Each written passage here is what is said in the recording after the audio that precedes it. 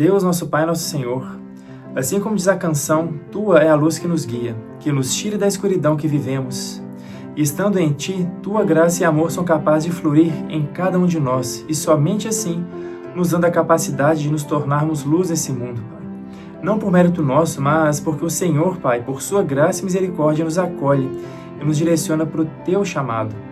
E atendendo ao Teu chamado, como disse Teu Filho Jesus em Mateus, vocês são a luz do mundo, e ninguém acende uma candeia e a coloca debaixo de uma vasilha. Pelo contrário, coloca no lugar apropriado, e assim ilumina a todos os que estão na casa. Assim brilha a luz de vocês diante dos homens, para que vejam as suas boas obras e glorifiquem ao Pai de vocês que está nos céus. Nesse sentido, Pai, que o Senhor conserve meu caminho e abençoe cada palavra que eu vá proferir para, mais uma vez, ao expor o pecado que habita no coração da natureza caída do homem, com tantos erros cometidos por idolatria, possamos construir um caminho de luz nas áreas da saúde. E que esse caminho que estamos traçando seja construído no alicerce das Tuas palavras e com a Tua bênção. Pai, que eu possa ser luz na vida de quem está aqui assistindo e que essa luz se propague por mais e mais casas.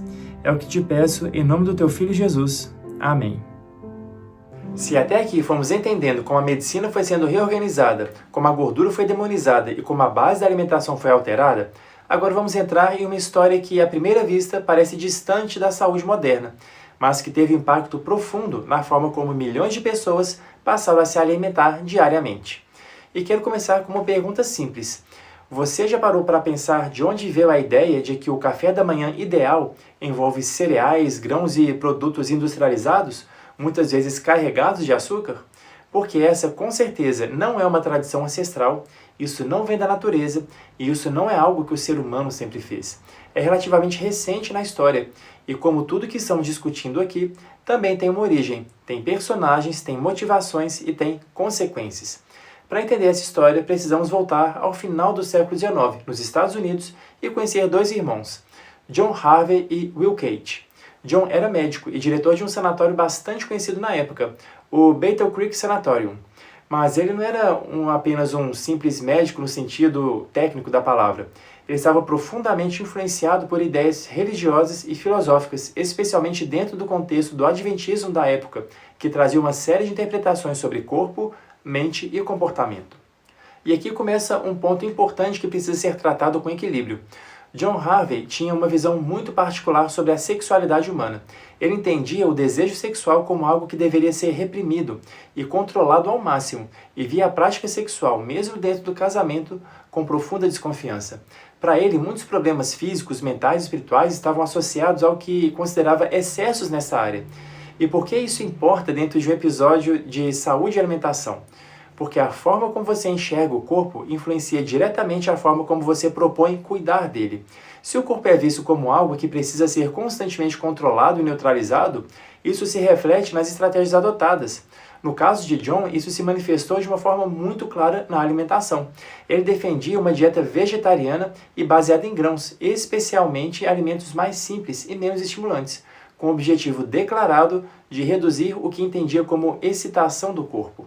Ou seja, a alimentação não estava sendo pensada a partir do ponto de vista nutricional, estava sendo usada como ferramenta de controle comportamental, e isso muda completamente a lógica. Vale lembrar aqui algo que já discutimos em episódios anteriores. Ao retirar a carne e a gordura da dieta, temos um impacto muito significativo no organismo. Perdemos acesso às vitaminas e minerais mais biodisponíveis para o corpo humano. A gordura, em especial, é a matéria-prima para a construção das membranas de todas as nossas células. A falta dela prejudica a seletividade do que sai e do que entra. E no caso específico de John, a intenção de retirar a gordura, presente principalmente em alimentos de origem animal, tinha uma relação direta com o comportamento sexual. Mas por quê? Porque a gordura é a matéria-prima para a construção do colesterol, que por sua vez é o precursor dos hormônios sexuais, que são os hormônios esteroides. Em outras palavras, o objetivo era reduzir a vitalidade e o vigor físico por meio da alimentação. É possível que essa conduta esteja relacionada ao entendimento equivocado da espiritualidade cristã, um entendimento influenciado por correntes do gnosticismo que foram absorvidas em diversas tradições religiosas ao longo da história. Segundo o pensamento gnóstico, a matéria é ruim, o corpo é um empecilho e a espiritualidade verdadeira exigiria a supressão do que é físico. Mas se pensarmos assim, precisaríamos ignorar toda a escatologia que a Bíblia nos apresenta, inclusive a ressurreição de Cristo em um corpo físico glorificado, que afirma exatamente o contrário: a matéria importa, o corpo importa, e Deus não descarta o que criou. Em Gênesis está escrito que o homem deixará pai e mãe, se unirá à sua mulher e se tornarão uma só carne. A sexualidade dentro do contexto bíblico não é um erro a ser corrigido. Ela é parte da criação, tem um propósito, tem ordem, tem contexto.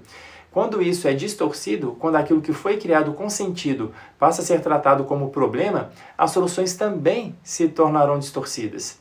Junto a John, havia também uma figura muito influente na época, Ellen White, que era uma líder adventista que disseminava a alimentação vegetariana como prática espiritual.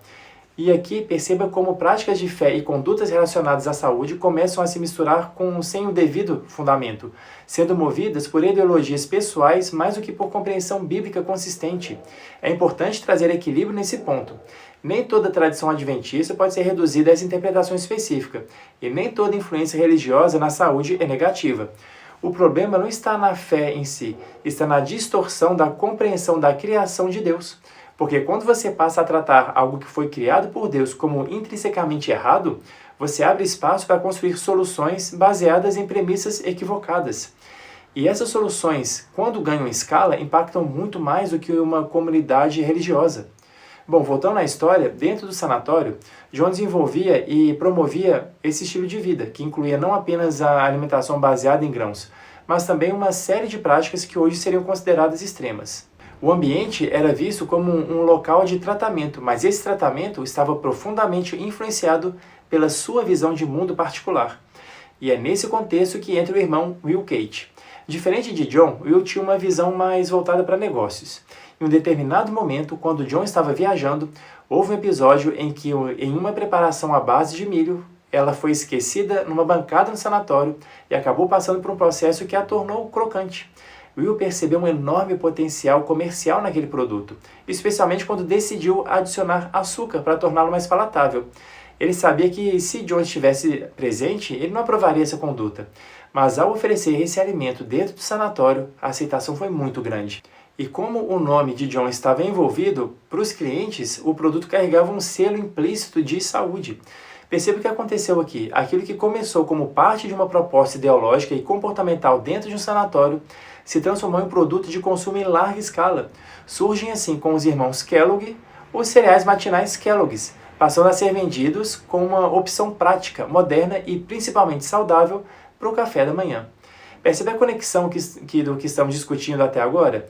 Um alimento industrializado baseado em grãos, com adição de açúcar, sendo promovido como parte de um estilo de vida saudável. Isso se encaixa perfeitamente no cenário que já vinha sendo construído: redução do consumo de gordura, aumento do consumo de carboidratos e expansão da indústria alimentícia. E o que estava sendo vendido não era apenas um alimento, era uma ideia de saúde, de praticidade e de modernidade. E quando uma ideia é repetida ao longo de décadas, ela deixa de ser questionada e passa a ser considerada normal. Agora quero olhar para isso tudo do ponto de vista fisiológico. Quando você começa o dia com alimentos altamente processados, ricos em carboidratos refinados e com adição de açúcar, você está provocando uma resposta glicêmica significativa logo nas primeiras horas do dia. Isso leva a uma elevação de insulina que, quando cronicamente elevada, indica ao corpo que ele está passando por um processo inflamatório, seguido por uma queda de energia que gera mais fome, mais vontade de consumir alimentos semelhantes e um ciclo que assim se repete ao longo de todo o dia. E mais uma vez, isso não é um evento isolado, é um padrão que ao longo do tempo contribui para a desregulação metabólica, aumento da inflamação, ganho de peso e outros problemas que já discutimos. E muitas vezes a pessoa acredita que está fazendo uma boa escolha, porque aquilo que foi apresentado como saudável desde a infância foi isso. A cultura molda o comportamento, e quando a cultura é construída sobre premissas distorcidas, o comportamento resultante também será distorcido, não por maldade individual, mas por falta de entendimento. Em 1 Timóteo, Paulo faz uma advertência sobre ensinamentos que proíbem aquilo que Deus criou para ser recebido com ações de graça. O texto diz: o Espírito diz claramente que nos últimos tempos alguns abandonarão a fé e seguirão espíritos enganadores e doutrinas de demônios. Tais ensinamentos vêm de homens hipócritas e mentirosos, que têm a consciência cauterizada e proíbem o casamento e o consumo de alimentos que Deus criou para serem recebidos com ações de graça pelos que creem e conhecem a verdade. O contexto do texto é espiritual, mas ele revela um princípio importante. Quando há distorção na compreensão da criação, surgem regras práticas que não refletem a verdade. E isso precisa ser analisado com cuidado, porque nem toda prática que se apresenta como saudável está de fato alinhada com a realidade do corpo humano. Nem toda restrição alimentar que se apresenta como espiritualidade está de fato alinhada com o que a palavra de Deus revela sobre o corpo e sobre a criação. Quero te fazer uma pergunta direta. Aquilo que você come pela manhã é resultado de uma escolha consciente ou de uma tradição que você nunca questionou?